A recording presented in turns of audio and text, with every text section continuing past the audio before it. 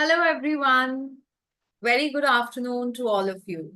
Hi, I am Arohi Tyagi, Associate Dean at AAFT. And I, on behalf of the entire AAFT family, welcome you all to this webinar on emerging trends in tourism. And what could be more exciting than to have with us today Mr. Shuja Mehdi, who would be sharing insights on this topic with all of us today. Well, Dr. Shuja Bin Mehdi is highly regarded professional in the tourism sector with over 20 years of experience. His expertise spans destination marketing, MICE, international supplier management, and key account management. Known for his strategic insights and commitment to promoting Britain's tourism, Dr. Mehdi is deeply passionate about elevating the international profile of destinations and fostering global tourism partnerships. So, without further ado, let me welcome Dr. Mehdi. Hello, sir. It's a pleasure to have you here with us today. Hello, good afternoon, Arohi, and thank you so much to AAFT for giving me the opportunity to talk to so many of you through this platform. It's an honor to have you here with us, sir. Thank you. So, before Dr. Mehdi begins his talk, I would request all the attendees, if you have any questions, please ask them, put them in the Q&A box, which is located right below on your screens, and we will be taking them up at the end. All right. All yours, Sure. Dr. Mehdi. Thank you.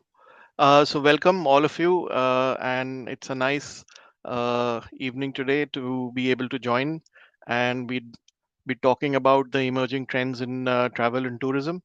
Some of you might have be choosing to join this industry.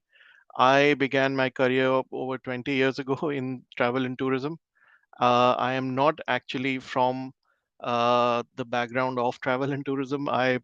My education background is in the sciences. I have done a Bachelor of Science in physics.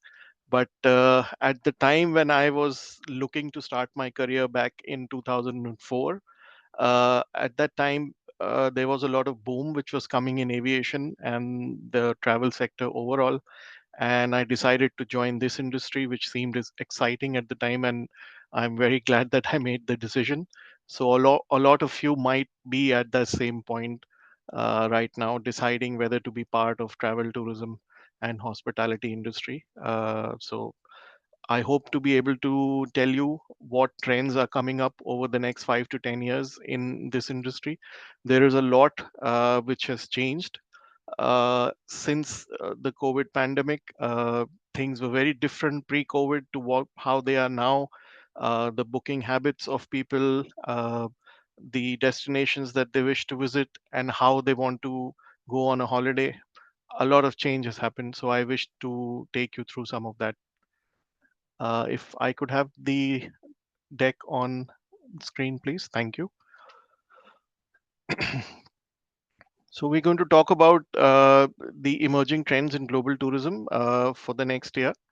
Uh, what's coming up, how people are going to change the way they book, and how the industry is going to keep up with that change.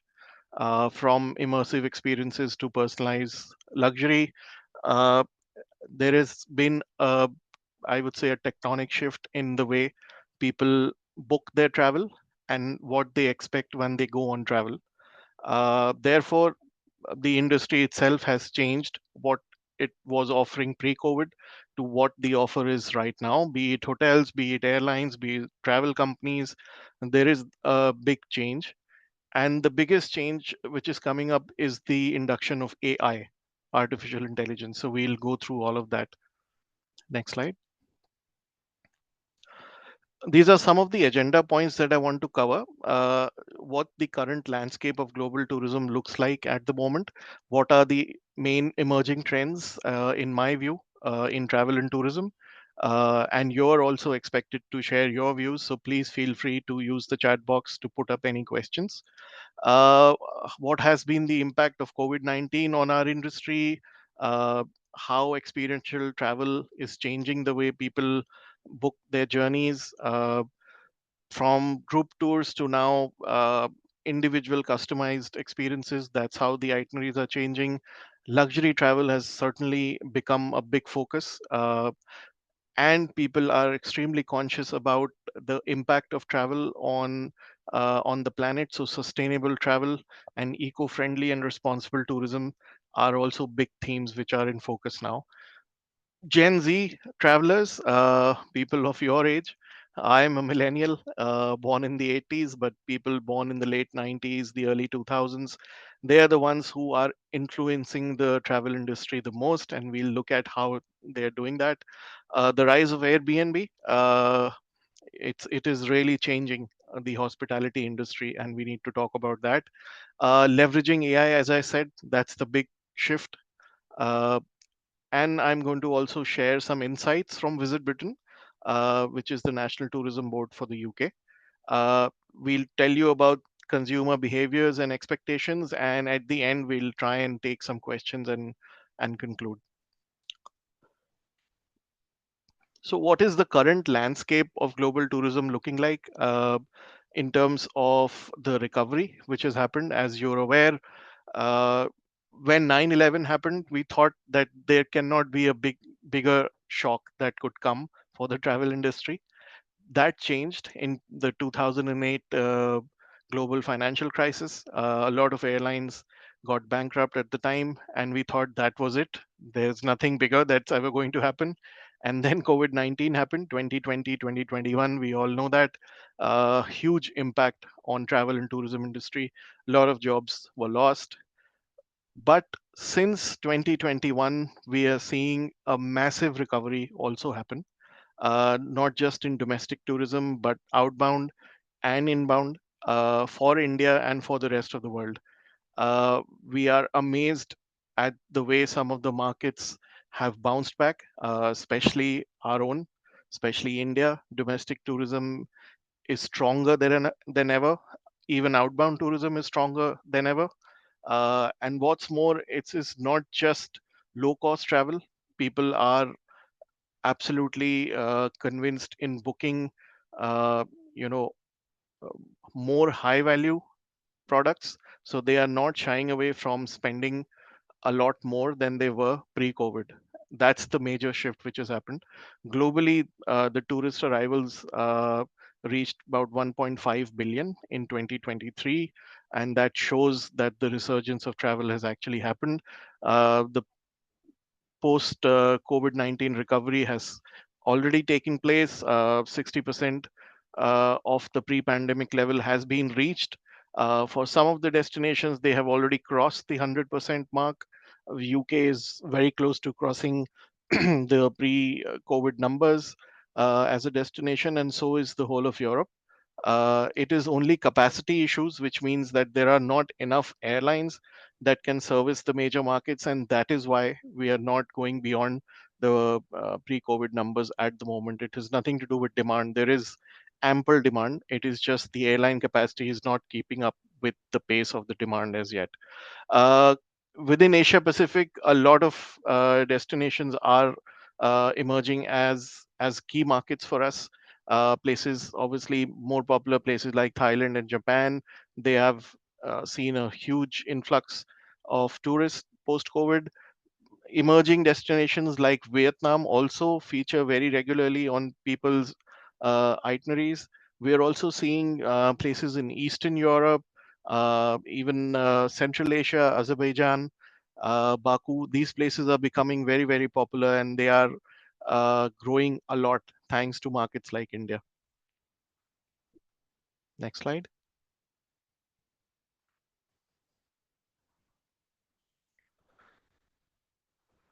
So, what are the consumers' behaviors at the moment, and what are the expectations for this year going into the next holiday summer season? Uh, the preferences are certainly changing from what they were pre-COVID. Pre-COVID, if you ask me, people were a little hesitant on spending on the travel. Their behavior was more inclined towards saving on the itinerary and spending more when they are there at the destination. It has completely flipped now. People don't mind spending a lot even before when the travel has started. They want to book everything in advance, and they want to equally spend a lot more when they are there at the destination on shopping. From a UK perspective, I can just give you an example. Uh, there is a place called Bicester Village, which is about 1 hour outside of London. This is a discount shopping village where boutique shops and also the high street fashion stores are located. So Gucci, Chanel, Burberry, all of those stores are located. And we have seen, since COVID, since 2022, Indian market has really risen through the ranks. And I was just talking to the Bicester Village team who were visiting India on a sales mission of last week. They told me that India is now their number two market in the world after the Gulf.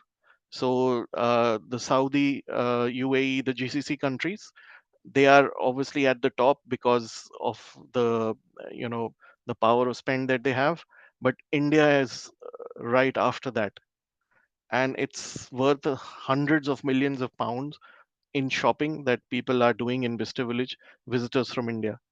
That was not the case even 5 years back, and we were around 5 or 6 in terms of ranking for Bicester Village. This is just one small example I'm giving you, but this tells you that people have really opened up their bank accounts, and they are not at all shy of splurging money when they are out. They also want to spend more time on booking experiential travel, which I will talk about a little later as well. It is experience over materialism. It is not just indulging in luxury shopping. They are also booking experiences while they are at the destination. By experiences, I mean booking a cooking class with a local chef, touring a whiskey distillery, touring a vineyard when people are visiting overseas, something that they don't get to do in India that much. That is what they want to indulge in, living life like a local. And this is something which has changed. Previously, pre-COVID, when people were traveling overseas, it used to be that they just want to, you know, it was just more or less a tick box exercise where they were going to all of the major sites and locations just to click pictures and then move on to the next. Not the case anymore. They are not shy of doing mono country itineraries. So when people are touring Europe, while earlier they used to visit 6 to 7 countries in one trip, now they want to visit not more than 2 to 3.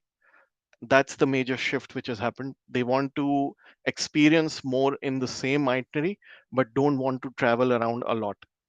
And this means that the entire stay has become more driven toward experiences rather than just simple sightseeing. Yes, safety has absolutely become paramount since COVID-19. People really care about how and where they are traveling. If those locations, those restaurants, those hotels do take care of visitor safety, and that's absolutely a priority for everyone. Next slide. So some of the emerging trends, which I spoke about briefly at the start of the presentation, sustainability is very big. People are now more conscious of the impact their travel is going to have on the planet, which was completely not the fact that they were ever considering 6, 7, 8 years back. Now people really do care about. They want to offset their travel by being part of airline programs that help you book carbon neutral flights. They also want to look at booking, e-vehicles for their airport transfers for local sightseeing. They are asking their agents that if there is electric car available, so can you book me on that instead of a petrol or a diesel option. They are also very conscious how the hotels are kind of offsetting the carbon footprint. They do ask a lot of questions around that, and that's something that will take a little while for that change to settle in to people's behaviors. And once consumers, once travelers start asking for more sustainable tourism, that is when the industry is also going to provide that. We are also seeing over tourism in some parts of the world, especially southern Europe, places like Scotland in the north, places in France. There is a lot of tourism fatigue which is setting in with the local population, and they are, giving a bit of a pushback to travel companies, to hotels, and Airbnb is also slightly playing a part in that, and I'll cover that in the later slides. Technology integration is very big at the moment, both at the B2B and B2C level. So artificial intelligence is being used widely by travel companies. You may not even notice it. They were using it even 10 years back, but now it is just such a in thing to talk about AI that they're not afraid to say that they are monitoring from the point that a customer opens and their website to the point that he leaves. They are monitoring each and every action, and how much time is being spent on each page. What is the booking pattern? What are the top things people want to indulge in when they are going on holiday? And they are also asking why. They are using AI to give them the answers. Earlier, AI was just being used to ask the questions. Now they are deriving answers out of those questions as well. So that is being used. And even direct consumers, they are not shy of going on chat gpt and asking how to book a France holiday, how to apply for Schengen visas. Everything is available online, and obviously it is a language based model, so it will tell you uh, what it can derive from the internet. But please be mindful, it is not 100% accurate. The search results that come out of chat gpt, even the creators of chat gpt would tell you that. So in case you have people who are asking chat gpt a lot of questions about travel, please do recheck the results through verifiable sources. Personalization of travel experiences has also happened. Increasingly, we are seeing that travel companies are personalizing the trip. They are more and more interested to find out why their customer is making that journey. Is it to celebrate their anniversary? Is it an occasion of some kind?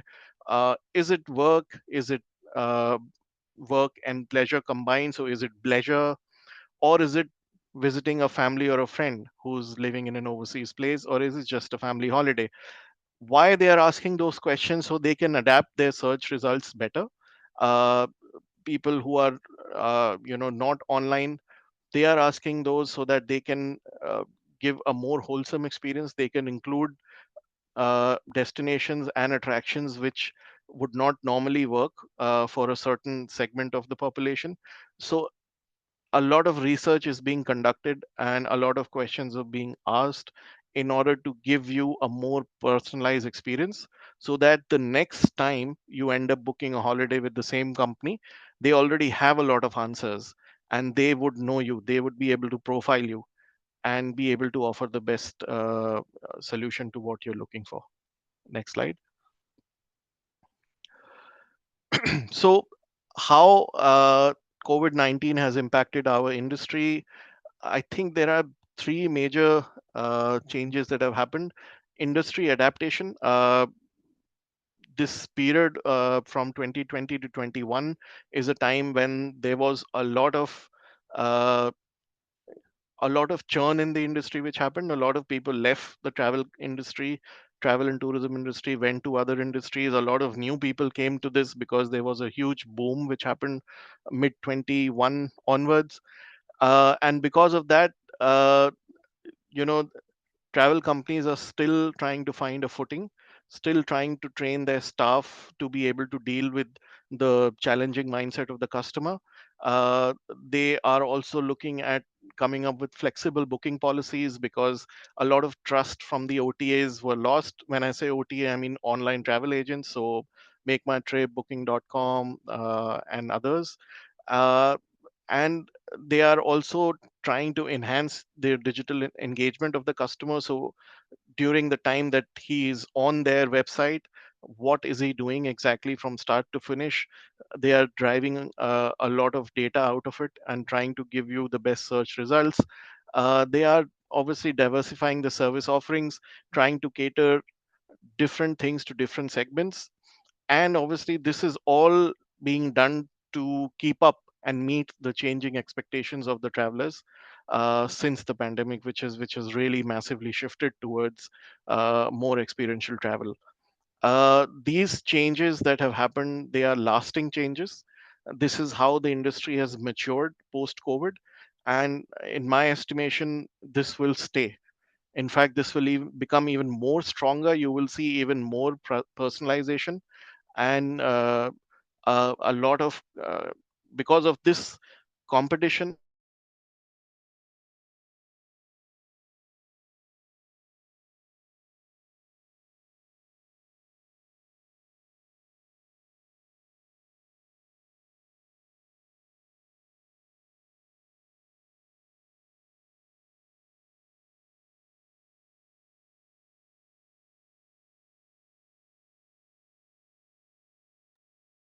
Um, I think there's some issue. We've lost Dr. Shuja, some net connectivity issue. So, till the time we get him back, I would request all of you, if you have any questions, please put them in the Q&A box, located right besides, your chat box.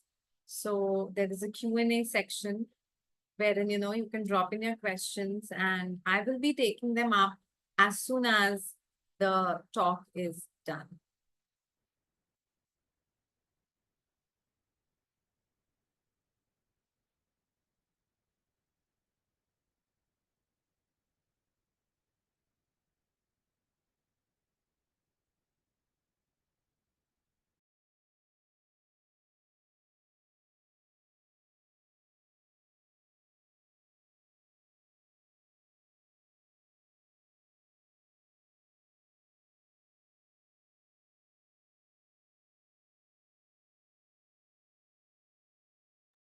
All right. So till the time Dr. Shuja Mehdi is joining us, I would, want to tell you all that we at AAFT, um, we offer a online diploma program in travel and tourism.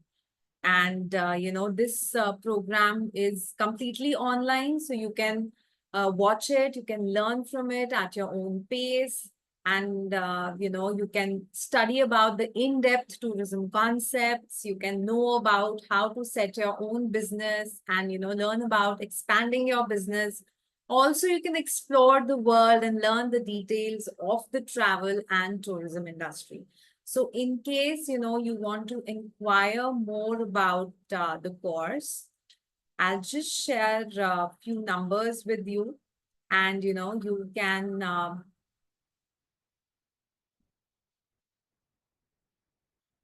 can connect with us and we'll be happy to help you. So this is the diploma in travel and tourism I was talking about. And these are the numbers. You can also email us or you can call us on this number and we will be happy to help you. And we have Dr. Mehdi back.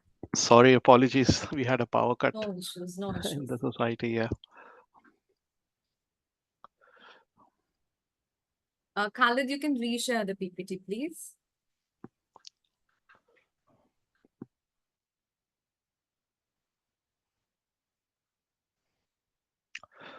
Yes. Apologies for cutting off like that. Uh, so I was talking to you about impact of COVID-19 on the tourism industry, and how the industry has adapted, how the changes that have happened have become lasting, and health and safety protocols are absolutely mandatory for the tourism sector now. Uh, that is to ensure that the travelers, they feel safe, and it becomes a key USP for for the entire industry as a whole. So we are seeing more and more of that happening. Can we go to the next slide, please?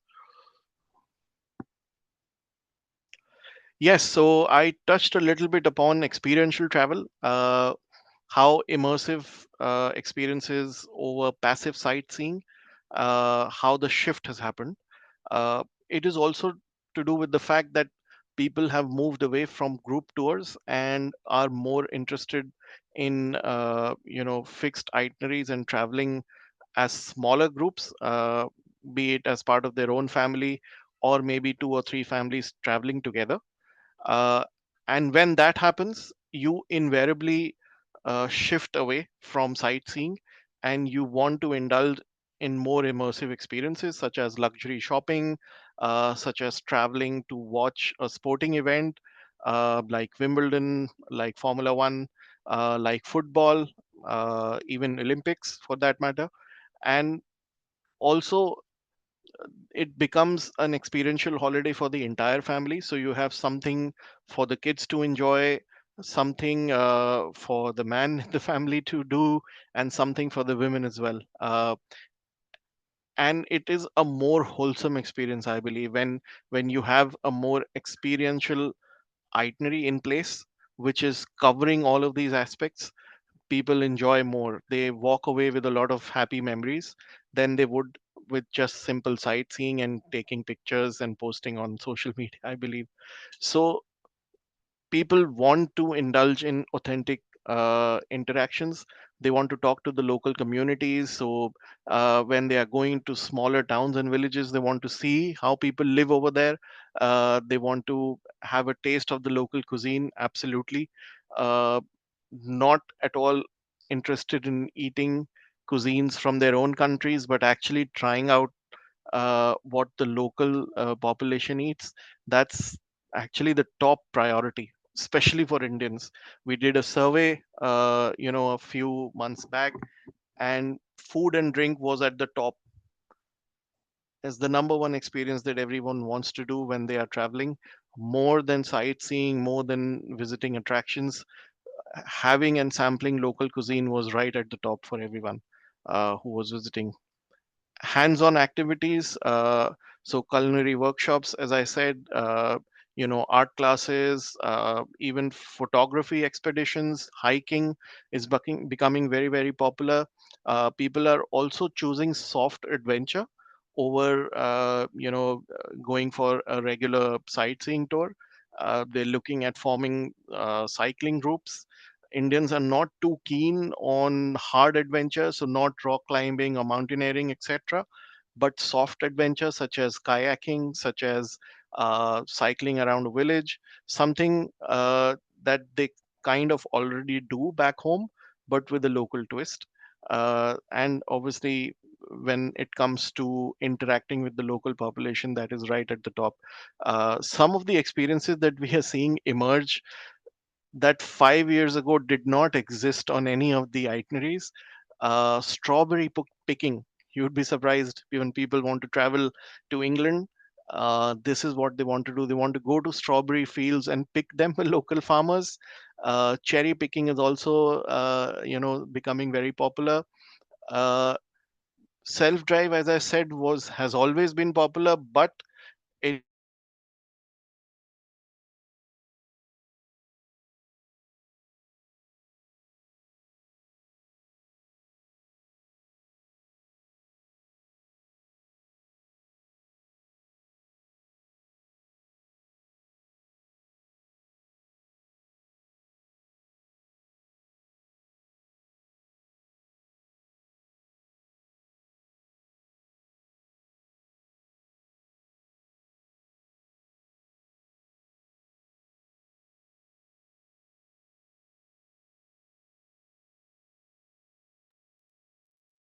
I think we've lost him again. Yes, Akshita. There is some internet issue at his end. So we just wait for a minute for him to join back. He's just joining back, really. He's, Yeah. he's in a position.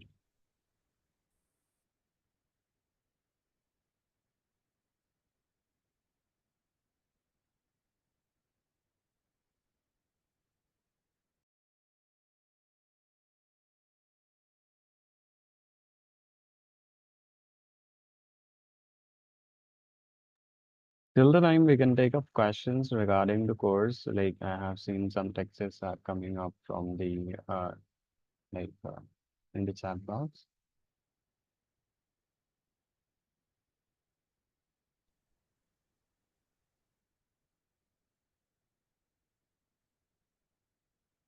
So all of you who want to inquire about the course, I can see there are many queries regarding the, inquiries. So you can, I'll just share the number. Please note down this number because, you would be guided in a better way. If you, call on this number, we would help you, explain the entire thing, whatever we teach in the 1 year of this diploma program. And as I told you, it is an online diploma program. So you need not be here. You can be anywhere in the world and you can still, attend the sessions and see the recordings and, you can get everything you want to learn about travel and tourism. So these are the numbers and the email ID also. As I could see, many of you, Radhika, you had some queries. So in case you do not want to share your numbers, you can call us and we would be happy to help.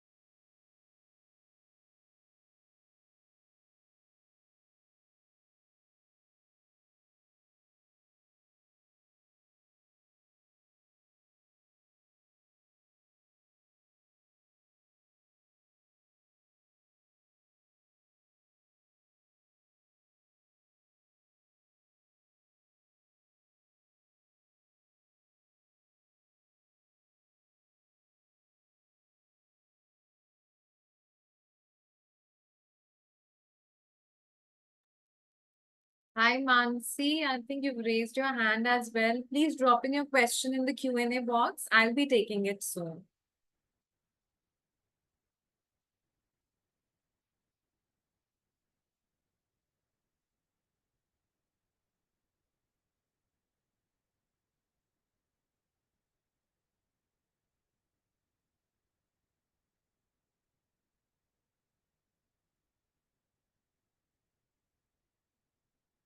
Anuj, same for you. Kindly drop in your question in the Q&A box.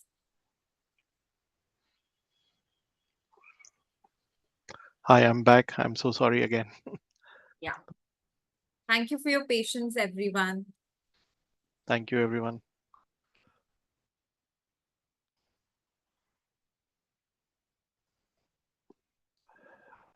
Yes, so we were talking about some of the immersive experiences, and we had covered hands-on activities, memorable experiences. So people are very, very interested in creating memories rather than just going on holidays.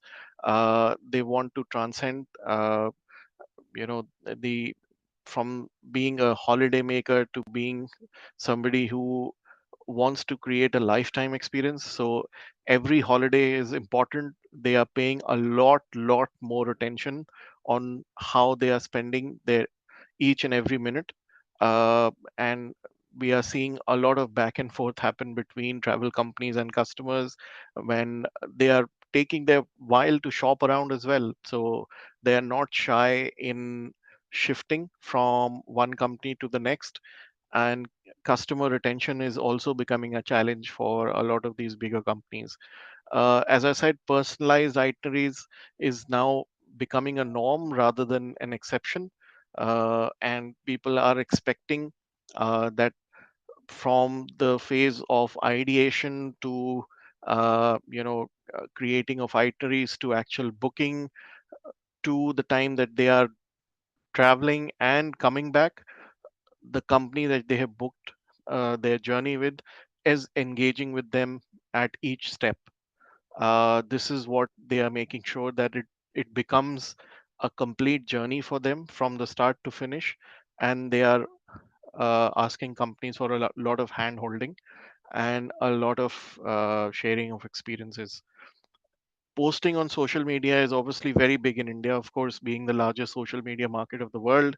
uh, but it has changed slightly from being more focused towards covering an itinerary just for the sake of it to being to showcasing more experiences and going to more offbeat destinations, which has become very, very popular. So for example, places like Vietnam, even Abu Dhabi for that matter, 5 to 10 years ago, not many visitors used to go to these places. Now it's second nature for them to ask to book these destinations.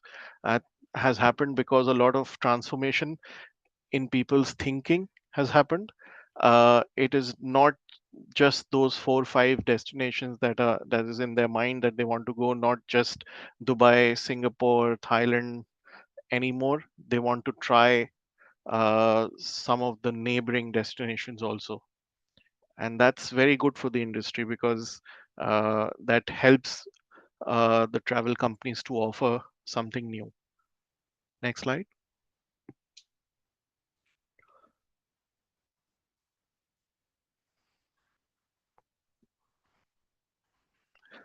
Yes, from group tours, people have really, really moved away. We are seeing uh, the change happen in the thinking of especially people who are based in the metros, in the top metros, and even the tier two cities. They don't want to travel on group tours anymore because from the itineraries, when they look at them, if you're looking at going on a group tour to Europe, you are covering 6 to 7 countries on one journey.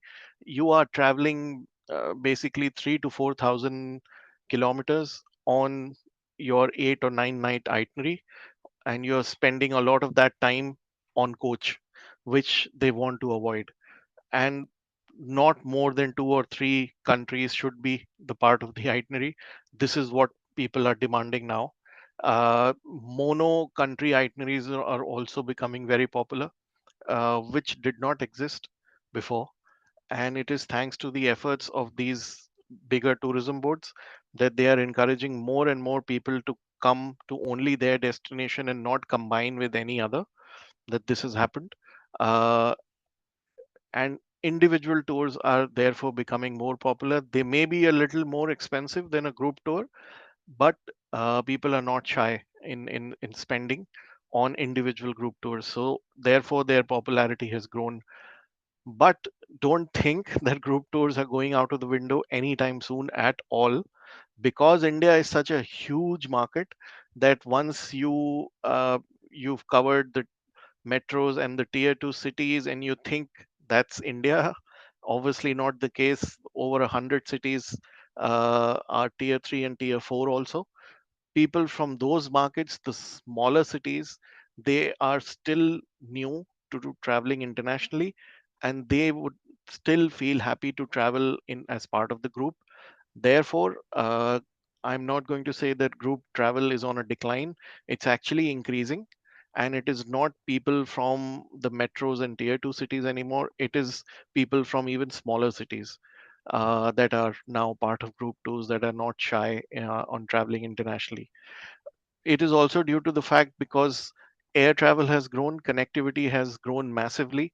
We are looking at 300 plus airports that have come up in the last 10 years. And obviously, the bigger airlines within India, such as Air India and Indigo, they have made the largest order in the history of aviation. As you might be aware, Air India placed an order of 450 aircraft. Indigo placed about 400 aircraft last year. Air India has expanded that offer to include 350 more aircraft over the next 10 years.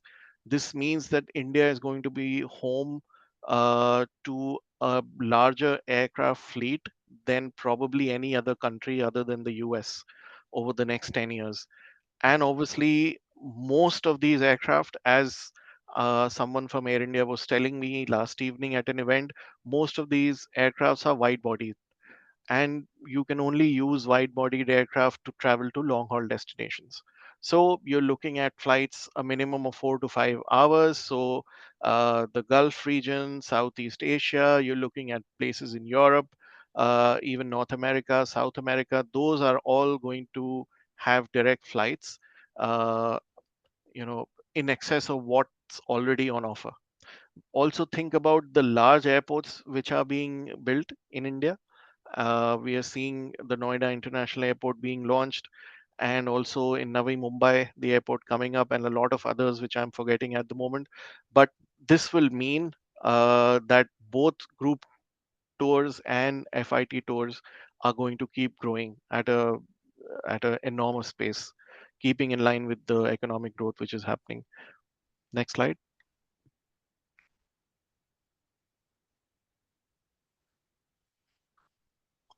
Yes, luxury travel has, really emerged big time post pandemic. Uh, People are getting into the mindset of YOLO, YOLO. You only live once. When they are traveling, they really want to spend as much as possible, but they want the maximum bang for their buck. So they want to ensure if they are spending more on their itinerary, on their travel experiences, what is it that they're getting out of it. So they are not afraid, not shy of asking questions.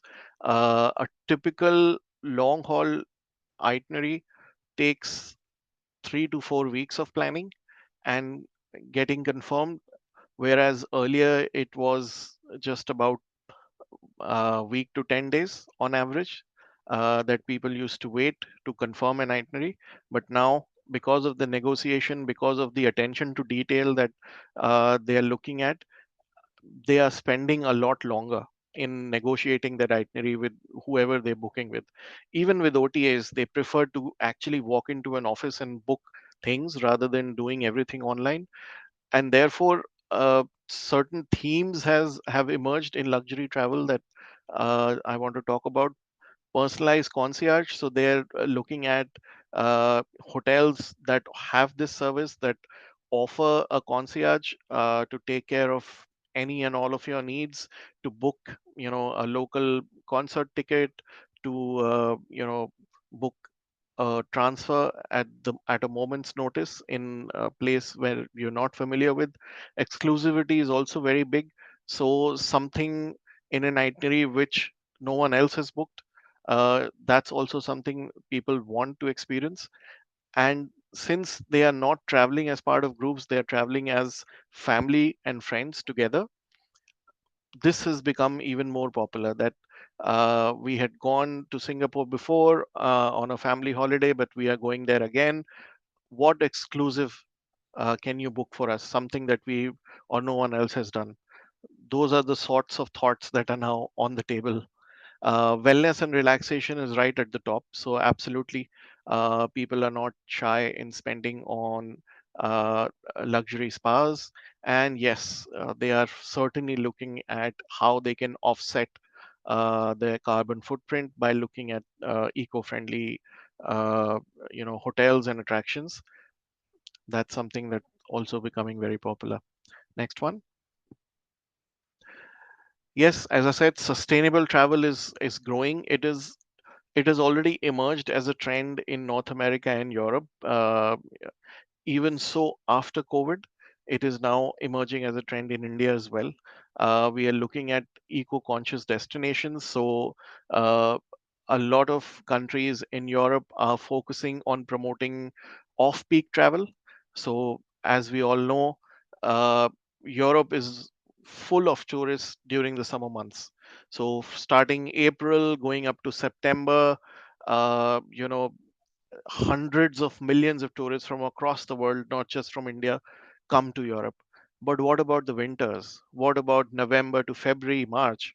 There isn't much tourism which is coming from some of the markets into Europe, and countries are aware of it. And because of that, they are now promoting off peak travel. So, uh, people traveling around Christmas and around New Year, booking winter holiday destinations, uh, things on those lines are now being promoted more actively rather than summer travel. Because of that, what happens is that the hospitality industry is also not able to adjust. That during 6 months of the year, uh, they obviously cannot keep up with the pace of demand, but during 4 or 5 months for the rest of the year, during the winter months, there isn't much demand and they don't know what to do and how to fill the rooms. That is why they are bunching up together and coming up with offers during off peak.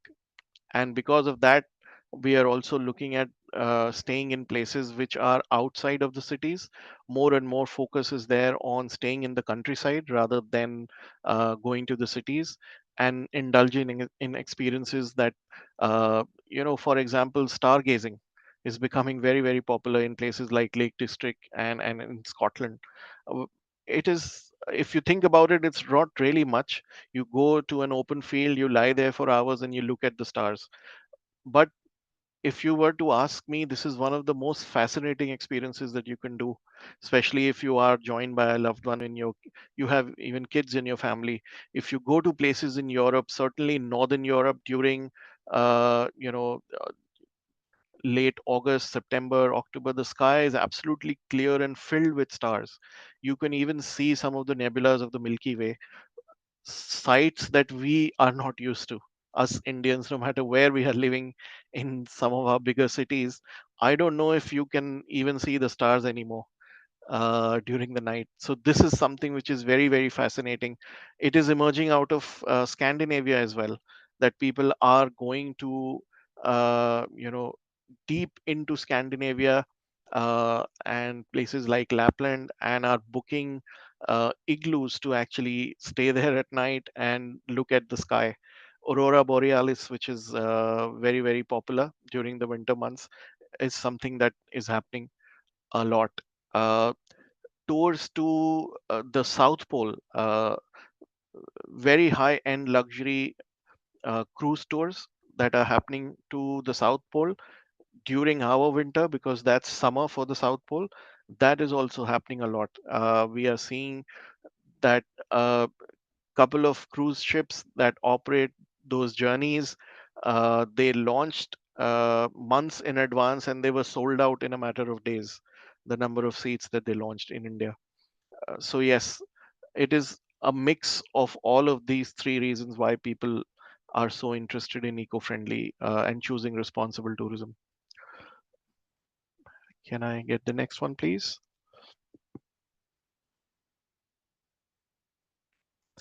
Gen Z travelers, I think most of you on the call would qualify as Gen Z listening to an old man like me today.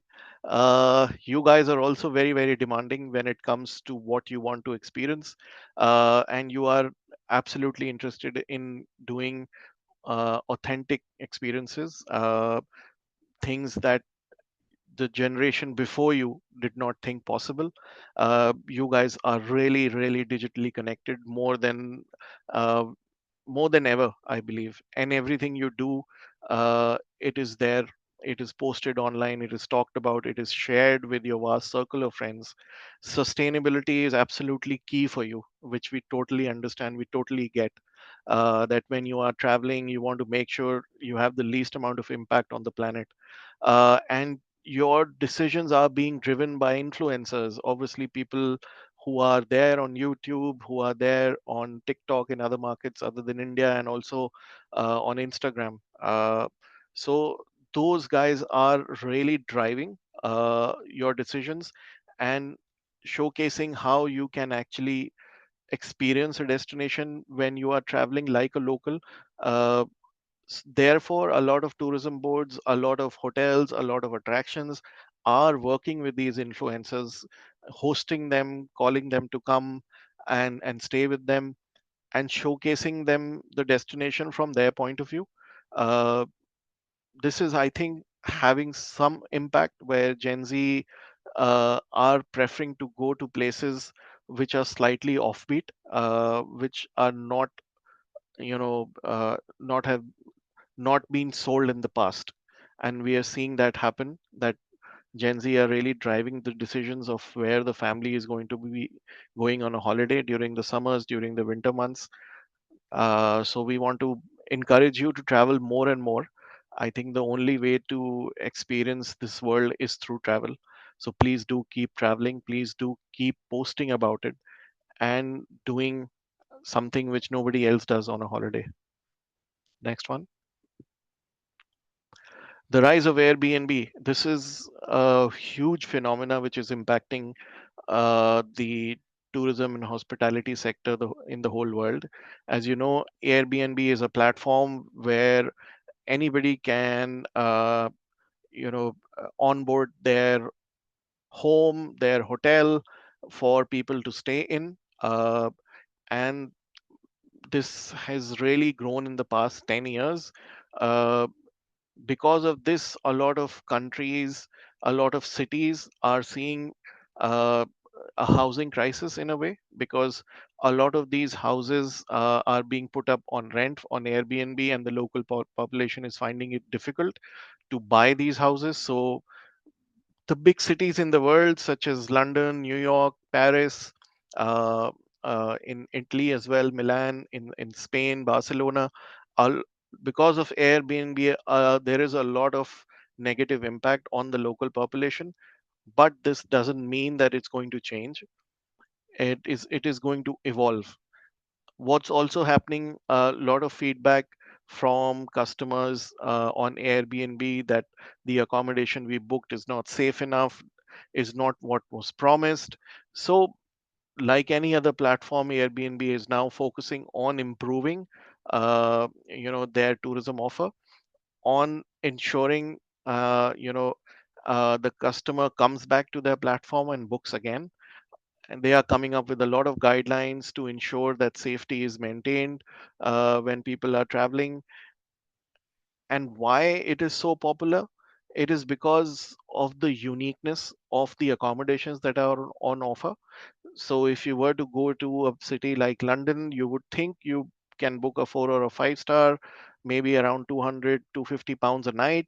But you can even book a Airbnb accommodation in the heart of London, an apartment. Uh, it could be a one bedroom or a two bedroom for somewhere between 200 to 300 pounds a night.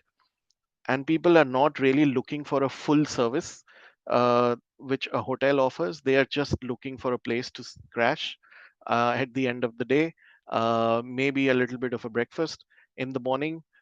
But what they are saving by booking their accommodation on Airbnb, they are spending that on shopping or on other experiences.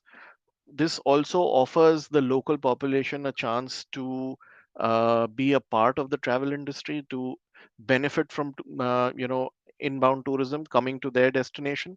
So the population is using the real estate assets that they have within the city in order to make some money. And it is not just the big hotels who can rival big Airbnb. It is also the smaller ones. So what we are seeing, a lot of consolidation is happening. A lot of medium-sized chains are now being bought over by the big-sized ones, and because of Airbnb, it is because they don't just have the growth in order to stay afloat in the market. Uh, this also offers you a flexible and cost-effective option if you are traveling. But just like you would do research when traveling to any other place. Do a lot of research when you're booking on Airbnb. Uh, Try and see what the reviews look like, and try and go through as many reviews as possible. I think Airbnb are also smartly using the AI option to filter the reviews for you and give you a summary of the reviews, so that you don't need to read 100 reviews for a place. You can just get a summary of what those 100 reviews mean to you. And that's what the smart use of AI means. So yes, Airbnb is absolutely here to stay, and no, hotels are not going to shut down because of it. I think healthy competition is good for any travel, any industry, and this is the case that Airbnb is also happening. So just like you had Uber and Ola operating in terms of taxis in our cities, it doesn't mean the regular taxi service have disappeared. They have just improved their offer to be able to compete with Uber and Ola. So the market is big enough for everyone to stay in, and that's what's happening right now. Next one. Leveraging AI, as I said, this is happening more and more directly by consumers and also by businesses. So large OTAs are using AI to come up with tools to enhance the customer journey, to get more data driven answers. Uh, we are also seeing consumers directly use AI in order to book their travel. This is more happening on on people who are more tech savvy. So I think more people more from Gen Z are using AI a lot more. But just be careful of the results that you get on Chat GPT. They may not be accurate 100% of the time, but I think that will also evolve over time. And uh, more and more bigger platforms like Google, Facebook, Instagram will come up with AI driven tools to book travel as well in the future.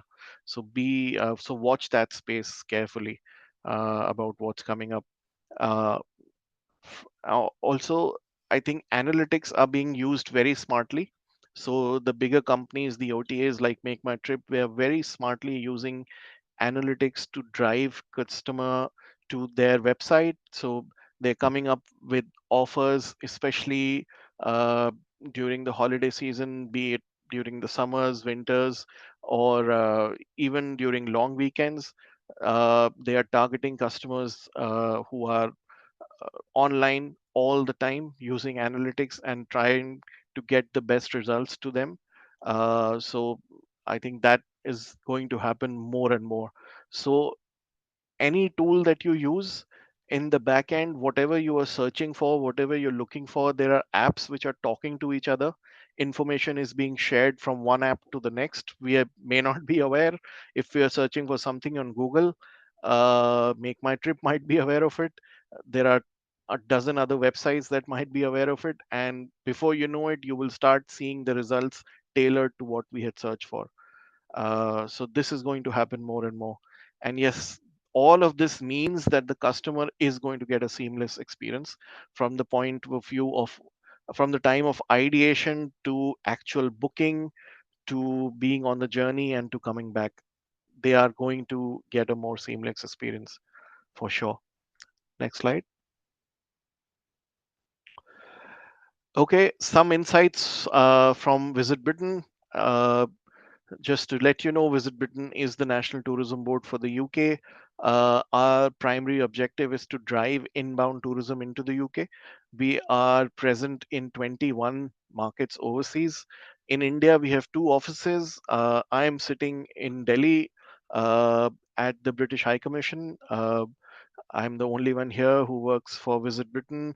I lead on travel, trade activities, and also on commercial partnerships for Visit Britain in India. We also have a team of three other people who are sitting in Mumbai at the Deputy High Commission, and we are promoting UK to travel trade, to OTAs, to also talking to media, and as well as travel influencers. Trying to use all of these as channels to drive tourism to the UK is our primary objective. We are using a lot of strategies. So, for example, if I talk about immediate past. If you guys remember, 2022 was the year when Birmingham hosted the Commonwealth Games, and obviously India won a lot of medals over there. So we used Commonwealth Games as a hook to drive tourism from India to Birmingham. You'd be surprised to know Birmingham actually did not feature on the itineraries of major travel companies such as Thomas Cook, SOTC, Make My Trip before 2022. But after since 2022 and after the campaigns that we've done, all of the big tour operators and OTAs now have Birmingham as part of their itinerary and the region around it as well. We had a similar campaign in 2019 when the Cricket World Cup took place in England and Wales. We heavily promoted Manchester as a gateway to North England, and because of that, we are seeing places like Manchester, Liverpool, Lake District. They are now featured on all the UK itineraries for all big tour operators and OTAs in India. Uh, and our next strategy, what is coming up, is film and TV. We are going to be launching a campaign called Starring Great Britain, which means that we are going to use film and TV as a hook to drive tourism to Britain.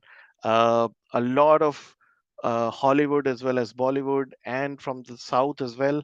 A lot of these movies are shot in the UK. I'm sure you're aware. So we are going to be using those shooting locations and showcasing them to consumers in India and overseas, and encouraging them to go and see where the last Netflix series was shot. And this is really very exciting. We have that campaign launch happening in January next year, and we're really looking forward to it. We are also collaborating with local businesses. Suppliers who are based in smaller cities, the countryside, and the smaller towns, hotels, B&Bs, which do not feature on any of the bigger websites. We are tying up with them, trying to give them a platform so that they can also start selling to an overseas audience. Next one. In conclusion, I think just some of the points this slide summarizes for you very nicely. Some of the transformative trends that have emerged, such as more immersive experience, personalization, sustainability, and technology. Uh, Absolute focus on sustainability. Gen Zs being the new travel influencers, you guys are going to drive the change over the next 10 to 15 years. That is absolutely understood by the people who are running the industry. We completely understand that we've got to listen to what the next generation wants. Technology's role is going to become even more personalized and it's going to be seamless. Uh, we are doing away with paper, so you will not see a boarding pass in the next few years. You will not even see a visa anymore. Everything is going to be an e-visa, an e-boarding pass, no, no carrying of documents anywhere. You're going to see that change happen. It's already happening now. The future outlook is very, very positive, but whoever is connected to all of these trends is the one who's going to grow, and whoever ignores any of them is going to perish, unfortunately. And we will see a lot of change happen in the travel and tourism industry. So these are exciting times, and I thank the colleagues at AAFT Online for putting together this lovely presentation, for Khalid and the team for the great hard work behind it. Over to you, Arohi. Yeah, thank you so much, sir. It was wonderful listening from you, and you cleared so many doubts and so many, you highlighted so many things which are actually happening today. So thank you so much for that. We have two, three questions before we end this session, and Sure. so Ayush is asking that how do we get more traffic on our website? Any tips on that? I think uh, SEO marketing is something that he could definitely try. Uh, Trying to enhance the search engine's role in finding the website. It's going to cost him a little bit, but yes, that's the one way to go. The other is there are a lot of other B2B channels, such as Travel Triangle and others, which you can use to get bookings, where customers are visiting them and then those bookings are being captured by individual travel companies. You can also use them as platforms. But I think the strongest uh, platform would be social media. Please post about whatever you are selling and be as creative as possible. Use Instagram to the best of its ability. Use Facebook. Absolutely, people like me still use Facebook, believe it or not. And also try and post something as regularly as possible, and indulge with your audience all the time. I think those are the key areas. Thank you so much. Yeah.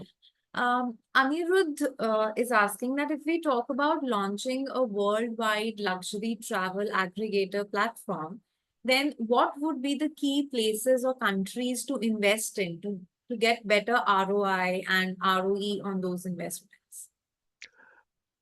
In my view, countries which have a growing middle class with access to more disposable incomes and has a more aspirational outlook, they are the ones that are going to spend on luxury. So, places like India, absolutely, in Southeast Asia as well, uh, and certain parts of Africa along with Eastern Europe. These are the places where economies are still growing, where population is still young, and where people aspire to travel on a luxury itinerary. This is where the maximum growth is going to happen over the next 10 to 15 years. I think if you wants to choose just one country, my advice would be to stay with India, because our economy is obviously going to become part of it's number three economy in the world over the next 4 years, and people have more and more access to disposable income.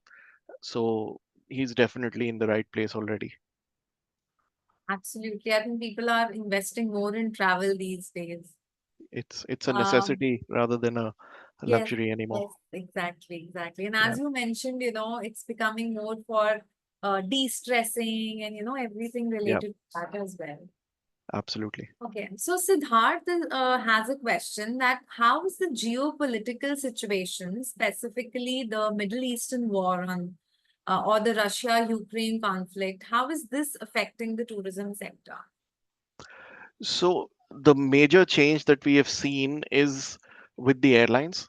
The airlines which are based in Europe and North America, they have had to uh, cancel their routes which were flying over Russia, which were more fuel efficient. So they are now flying over the Middle East, going towards Europe. Therefore, those airlines based in North America and Europe have become slightly more expensive, which we have realized since the two wars have begun. Uh, what this means is airlines from other countries, such as the Gulf, such as India, such as China, they are benefiting because they have a stronger relationship with Russia. Their planes can easily cross over to Russia and fly over Europe, and therefore they have become more competitive. That that is what we are seeing with Air India, the transformation which is happening with Air India now, that they are connecting India to the rest of the world, and the foreign airlines can't really compete with the fares that Air India has to offer. So this is both positive and negative in a way, but this is the reality of the world. The consumer has not been impacted so much. It is the airlines which have been, and they've always taken the impact. Thank you for answering that, sir. Astha is asking that what are the key challenges that we face at the time of starting our own business, which is related to travel and tourism? If you could just explain two, three of them. I think the first challenge is funding. To be able to start anything, you need access to funds. So be to make sure that presume that the first 2 years you're not going to make a profit. You will only start looking at profits maybe 1.5 to 2 years from the time of inception. Therefore, plan accordingly. The second thing I would say is uh, creativity. What sets you apart from the competition? What is it that you are offering that no one else is? If you are offering the same plate, you will not get people. You've got to be able to completely change the way people look at what you're offering. Third, I think, is engagement with your customer as well. You have got to be very sure about how you are planning to engage. What is your niche? Are you going to target family travelers? Are you going after luxury? Or are you looking at mice? Or is it, is it just corporate travelers that you're looking at? Find your niche. And there are plenty of niches available. If you were to tell me there is somebody who wants to start a company only targeting Gen Z travelers, absolutely go ahead. If you are Gen Z, you know what your generation wants. Go ahead and start and come up with unique destinations and itineraries which are not on offer. The advantage with this generation is that everything is available online. So you can just do a few weeks of research and you will get the answers. What your competition is offering, you will know. What they are not offering, also, you will know. So have your research in place and a plan for the next 2 years. Thank you, sir. Thank you so much for such an informative and such a wonderful session.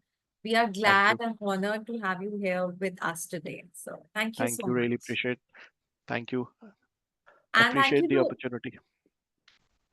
all of you for joining this session. It was a pleasure to have had you here. Thank you so much. Have a Thank good day. you. Bye bye. You too. Take care, everyone. Bye bye.